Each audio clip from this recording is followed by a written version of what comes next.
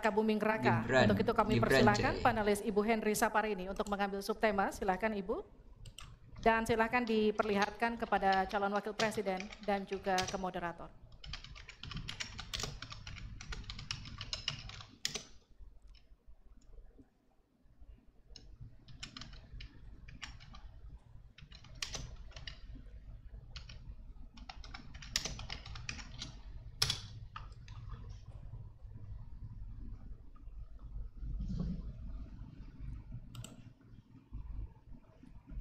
Keuangan, pajak, dan tata kelola APBN. Wah, APBD. ini. Untuk selanjutnya Pak Hieronymus Rowa, kami mohonkan untuk mengambil undian untuk mengetahui huruf apa yang akan muncul.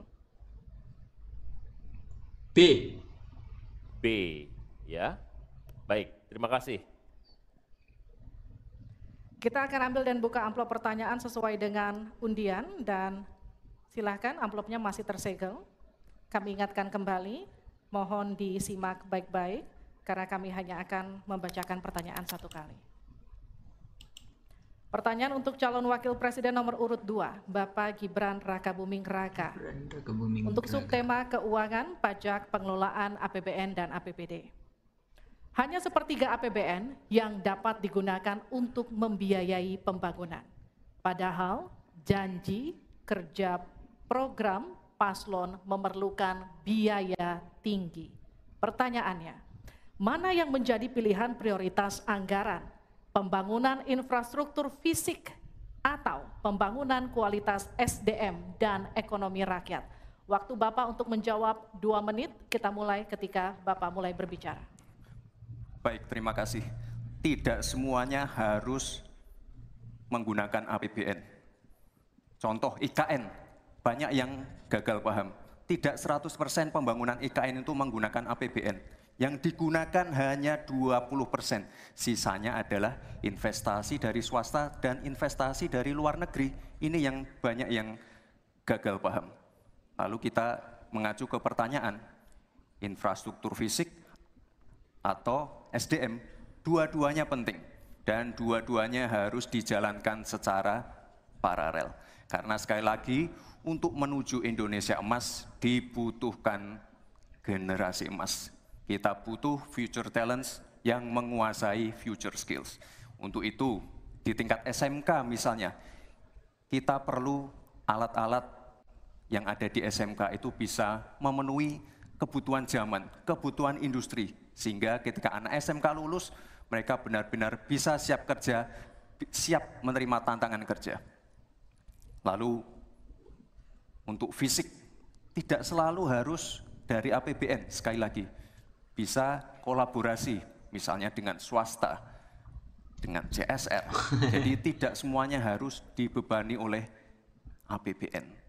Lalu, apa PR kita ke depan? PR kita ke depan harus bisa menambah penerimaan negara. Untuk itu, kami dari Paslon 2 akan membentuk lembaga badan penerimaan negara yang dikomandoi langsung oleh Presiden. Sehingga nanti ketika berkoordinasi dengan kementerian-kementerian, ini bisa lebih luas. Dan sekali lagi kita ingin menaikkan rasio pajak, sehingga penerimaan negara nanti bisa kita gunakan untuk pendidikan, untuk kesehatan, dan lain-lain. Terima kasih. Mohon tenang, masih ada waktu. Terima kasih.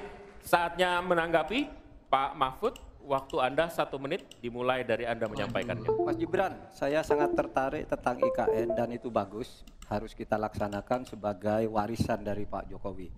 Tapi tadi saya tergelitik, anggaran untuk IKN itu hanya 20% dari APBN dan sisanya dari investor. Sejauh yang kita baca, sampai sekarang belum ada satupun investor yang masuk ke sana. Coba kalau ada sebutkan, sebutkan misalnya 2 atau 1 gitu, investor mana yang sudah masuk ke sana. Siap. Yang saya dengar justru ada Pak Mahfud. ribu hektar tanah sudah dikuasai oleh pengusaha-pengusaha tertentu sekarang ini. Nah, saya setuju ke depannya itu agar mengundang investor. IKN harus diteruskan, tetapi pendanaannya harus sesuai dengan tujuan semula, bahwa itu sebenarnya mengundang investor. Tapi sekarang ini yang sudah jadi itu semuanya dari APBN. Sehingga memang diperlukan langkah-langkah perbaikan agar warisan baik Presiden Jokowi ini bisa kita lanjutkan. Terima kasih, selesai. Baik. Terima kasih. Gas, Pak Mahfud.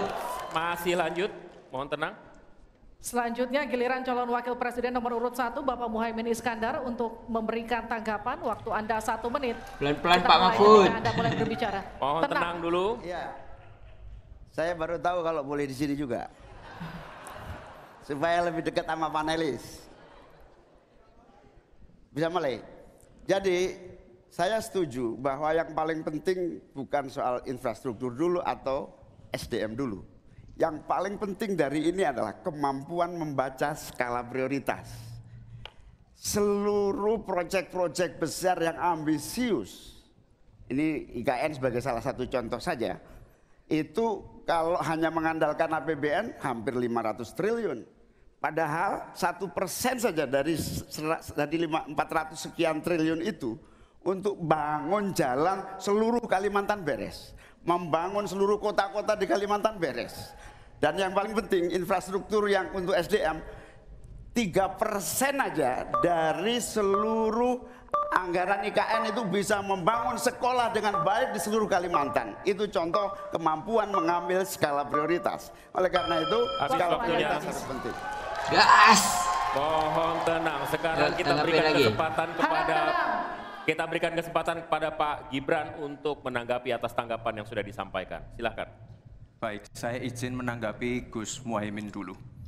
Saya ingat sekali Gus Muhaimin dulu sempat ikut meresmikan dan potong tumpeng di IKN. Ini gimana? Ini nggak konsisten. Dulu dukung, sekarang nggak dukung karena menjadi wakilnya Pak Anies yang mengusung tema perubahan. Sekali lagi Gus, mohon maaf, IKN ini bukan hanya membangun bangunan pemerintah, tapi juga sebagai simbol pemerataan pembangunan di Indonesia, sebagai simbol transformasi pembangunan di Indonesia.